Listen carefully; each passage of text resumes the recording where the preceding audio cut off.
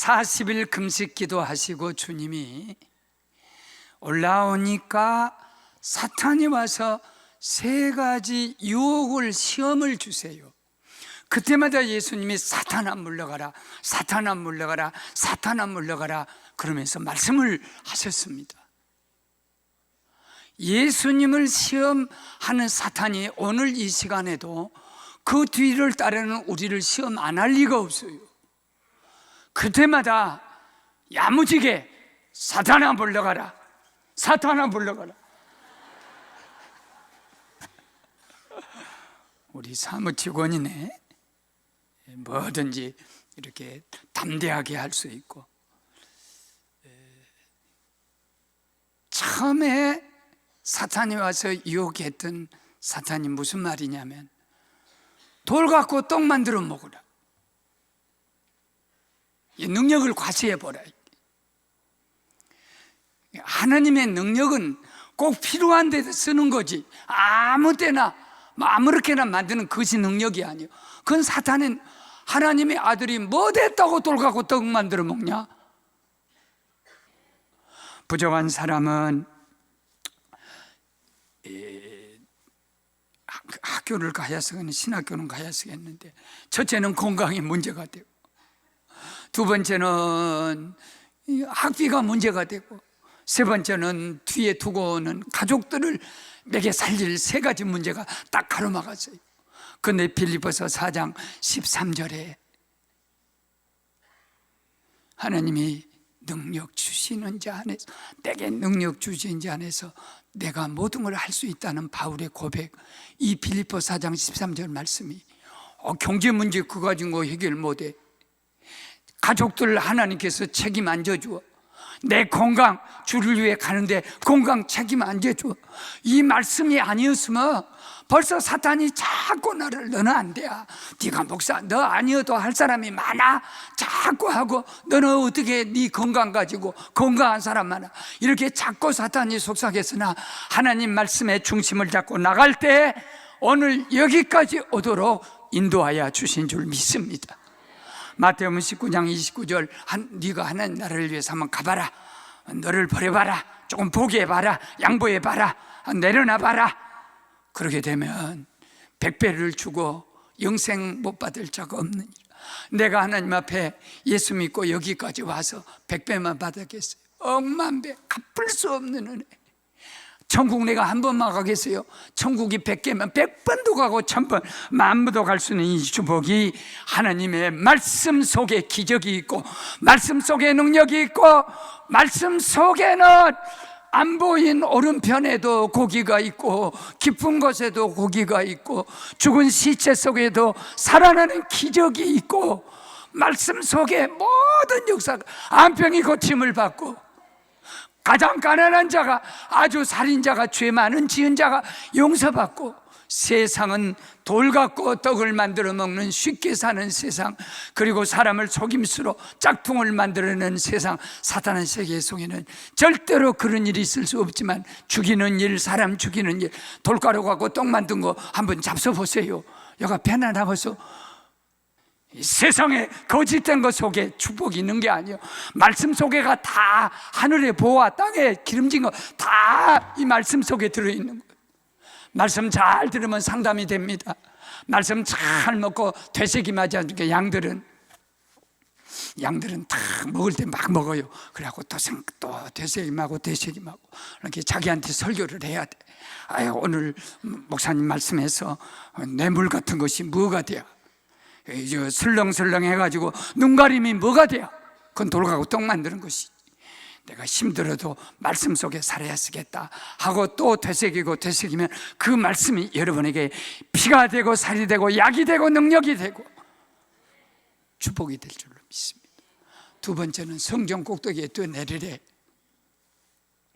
성전 꼭대기에서 뛰어내리면 천사를 하나님이 보내서 너를 받들어 준다고 시편에서 91편에 약속 안 했냐? 그러니까 예수가 저 꼭대기로 올라가서 거기서 뚝 떨어지면 천사가 와서 너를 받아주겠다. 아니, 하나님 아들이 뭐 됐다고 성전에서 떨어지냐? 사탄이나 쇼하는 거예요. 오늘 보십시오. 목사님께서 성전 꼭대기, 십자가 꼭대기에 있다가 밑으로 딱 떨어지면 천사가 와서 받아준다 하고 찌라시, 아니 왜 일본말이 나오냐, 페이퍼 막 돌려봐요. 그럼 별별 관심 있는 사람, 쇼에 관심 있는 사람은 다 오지 않습니까? 교회가 쇼하라는 거예요. 쇼. 사람을 많이 모이게 해갖고 웅성웅성 하다가 흩어지게 하라는 거예요. 그 쇼를 안 하면 그냥 흩어집니다. 그런 쇼는요, 누가 하는 것이냐?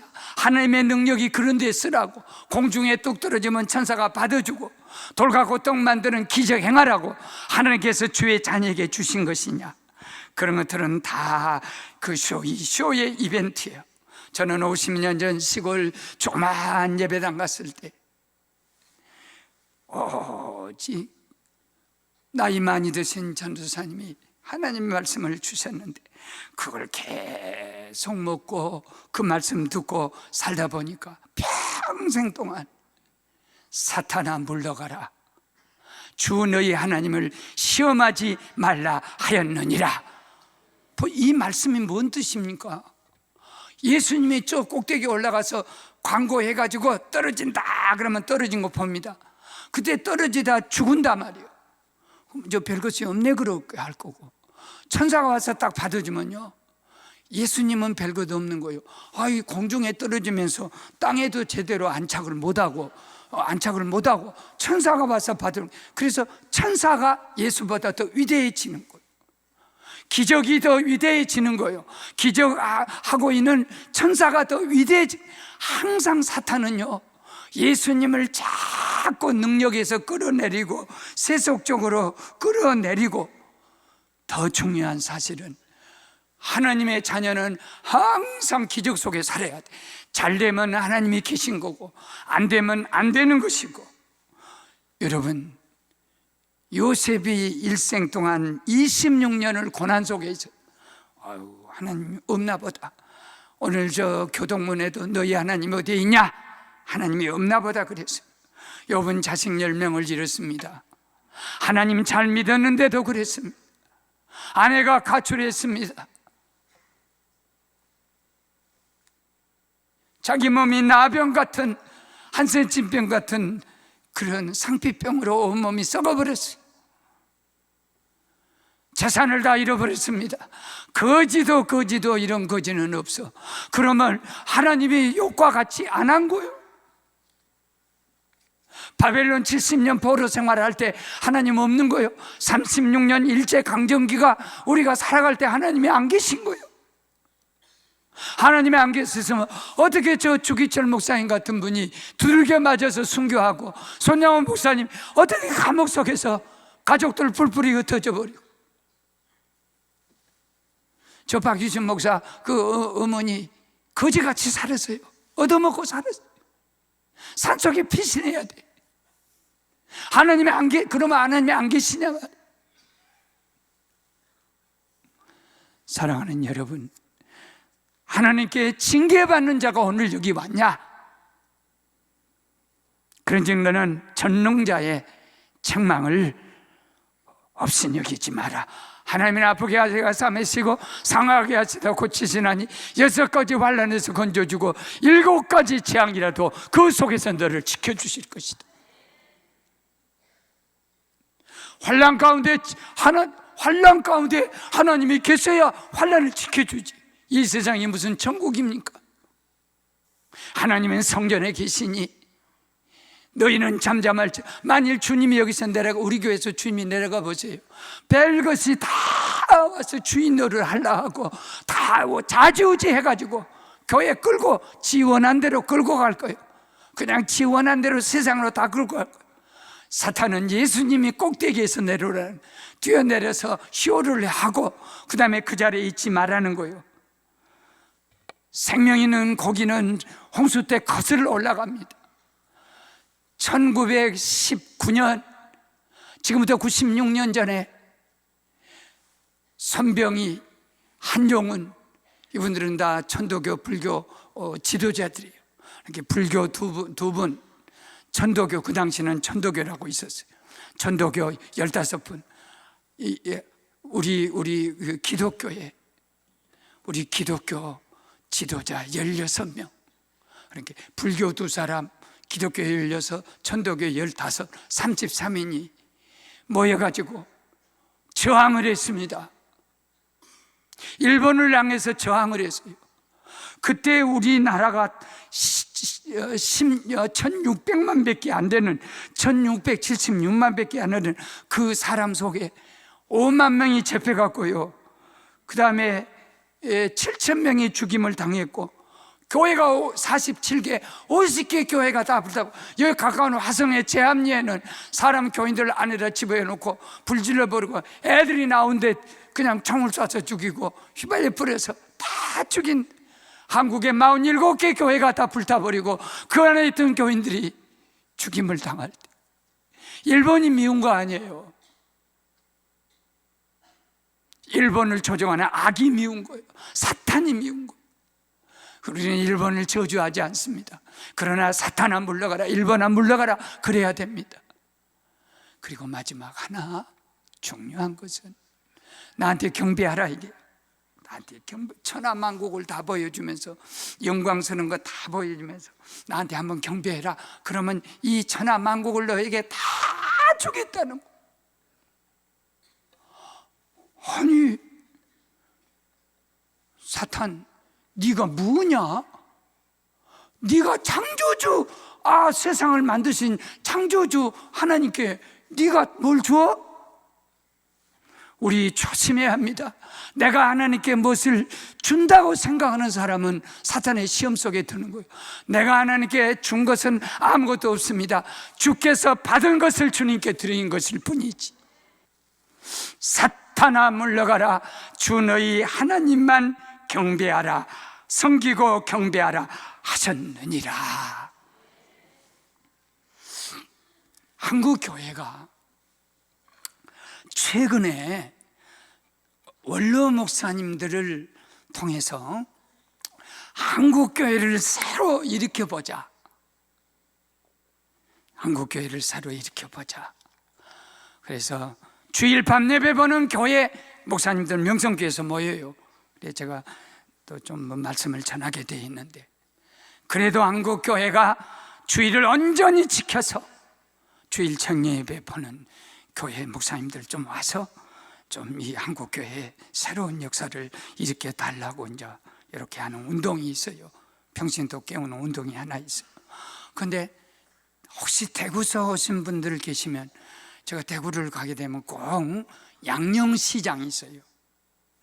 양령시장 해가지고 거기에 풀 장사라고, 풀을 이렇게 써가지고 한 컵씩 이렇게 팔면 창호지 붙이고 집에 대배할 때 좀 괜찮은 사람들이 집에서 풀을 안 쓰고 시장에서 풀 사다 가면 싸게 하는 거예요.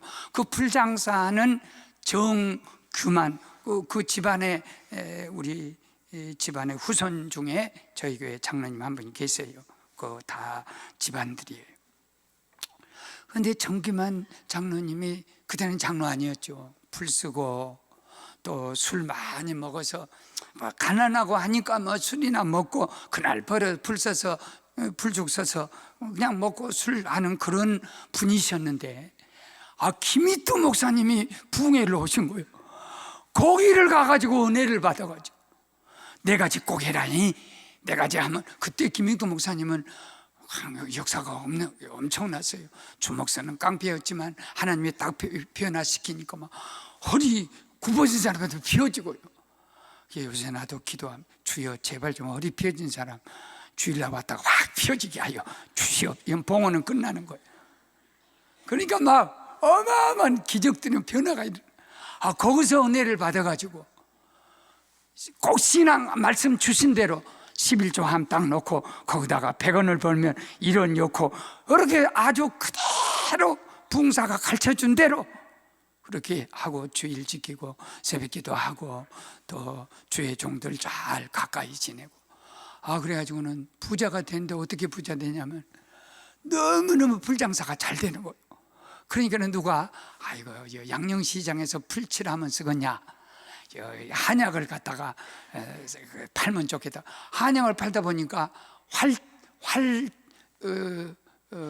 활신 한약당이라고, 살을 부활할 자 활, 그 다음에 몸신자.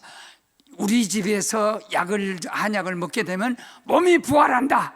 이름도 잘 지어볼 일이요. 사신하면 죽는다는 거 아니요? 활신. 그러고 어떻게 그때 그 얘기로는요, 얼마나 잘 됐으면 아기 못 난 사람, 우리 정규만 장로님 약을 먹으면 낫게 되고, 그러니까 와서 진짜 물어보더래. 장로님, 정말 이 한약 먹으면 아기 나요? 그러니까 할 말이 없으니까 안 먹는 것보다도 먹는 것이 낫지 않겠소? 거짓말은 아니요. 그래갖고 막 소원이 터져서 콜레라가 왔는데, 장로님 집에서 지은 약을 먹으면 콜레라가 낫는 거예요. 막 줄을 막 100m 막 심지어는 이렇게 섰다는 거예요. 양령시장의 역사적인 사건이요. 그런데 그 장로님이 그렇게 해서 팔면서 건축을 하는데 1957년도에 동양에서 최고의 성전을 지었는데, 그때 장로님이 얼마나 약국이 잘 되고 아마 축복을 받았든지, 그럼 어째서 장로님 약을 먹으면 아기도 들어서고 막 콜레라가 낫고 기적이 일어나냐 그랬더니, 내 한약 속에는 다른 사람이 못하는 재료가 하나 들어갔습니다. 그게 무슨 재료예요? 기도 재료. 주님, 성전은 지어야 쓰겠고, 나는 불칠하는 술주정뱅이였고, 나 같은 거 변화시켜서 장로 만들어주고 이 동양 최대의 성전을 짓는데, 내가 축복받지 않으면 이 성전을 어디에 짓습니까? 하고는 대지 1842평 2000평 아닙니까? 우리 되지만 그거 단독으로 바쳤지. 1960평이면 뭐 60년 전에 대구에다 지은 서현교회는 황등에서 돌까지 다 싣고 다 달구지로 나눌 때 아닙니까? 그 돌을 갖다가 지어가지고 동양 최대 건물을 지은 것이 60년 전에 지은 서현 장로교회입니다. 지금 얻을 수가 없어요. 60년 전에 지었어도 돌을 가지고 너무나 잘 지었어요. 한번 보고합시다. 아이고, 나도 힘들다. 좀 보고하자. 60년 전에 동양 최고 건물. 이제 들어가라. 죽을 병 걸렸어요. 죽을 병. 자기가 다른 사람 병을 고치는데 자기 병은 아무리 약을 산사만이라 별걸 먹어도 아무 소용이 없어.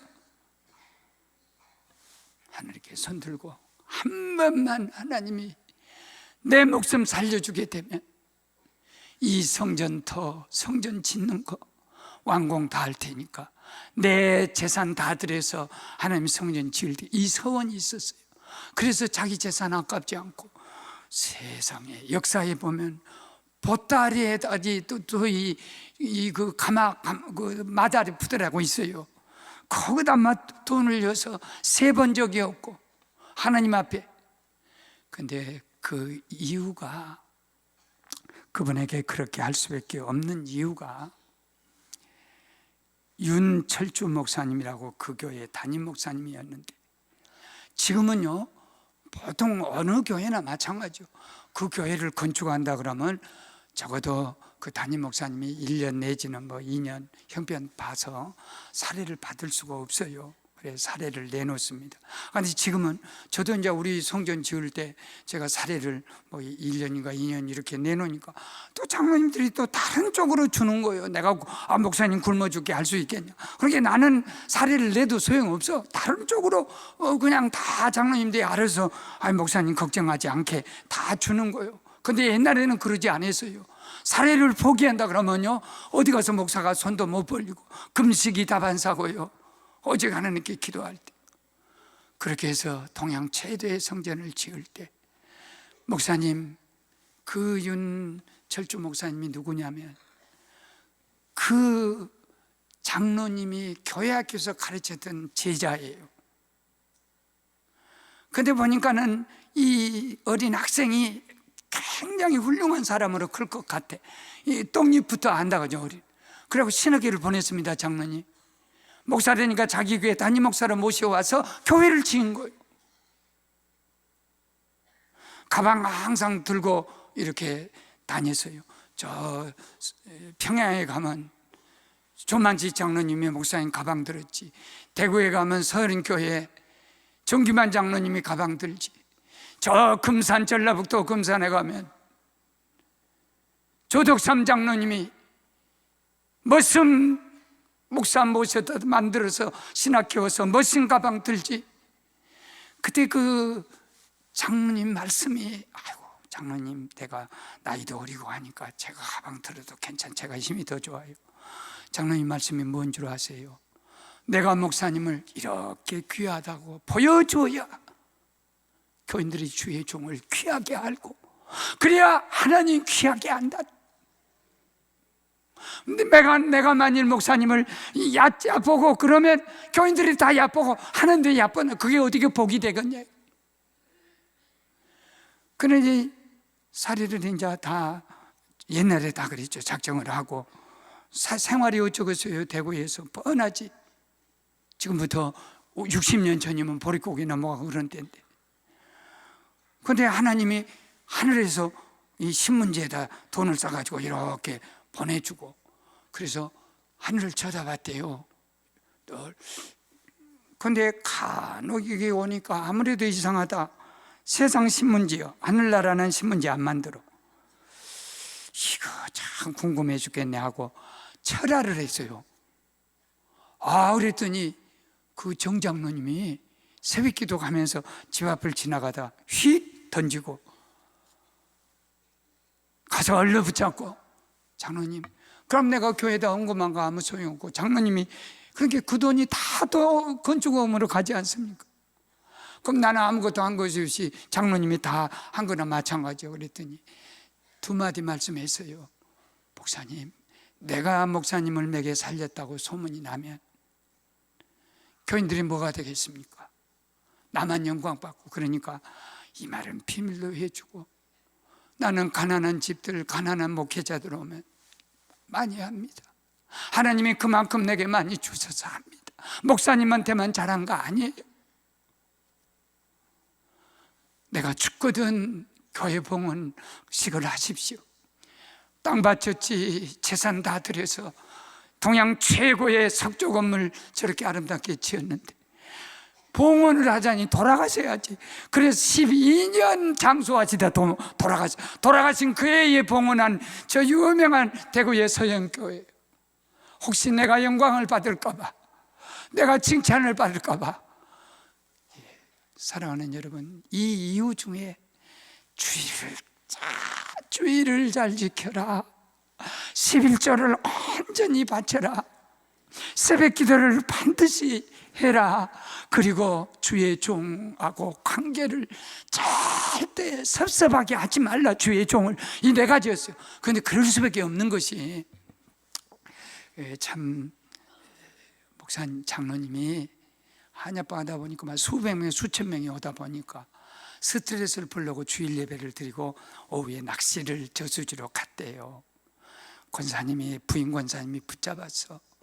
장로님 그러지 마, 목사님 설교 수교했다고 바카스 한 병이라도, 또 저기 교사들 이렇게, 장로님은 그냥 예배만 보면 가장 저수지. 그런데 잡아온 고기 그 가마솥에 어린 아들을 잃은 한국교회에 가장 아픈 사건이 있었어. 그래가지고 장로님이 쓰러져서 죽을 병에 걸려, 트라우마로, 스트레스. 그러다가 그분이 회개하고 난 다음에 주의를 온전히 지키시오, 주의를 온전히 지키시오. 한국교회가 여기까지 올 수 있었는데는 그런 위대한 신앙의 장로님들이 목숨을 바쳐 순교를 했든지, 아니면 그 일제시대 속에 6.25가 끝나고 지금부터 60년 전이니까 가나안 보리고기에 굉장히 넘어갈 그런 때에 그 속에서도 하나님의 축복을 받아가지고 하나님의 뜻대로 살아가는 속에 대구의 모든 교회가 살고 우리 한국 장로교회가 살고 우리 교회도 여기까지 오는 축복을 받은 줄 믿습니다.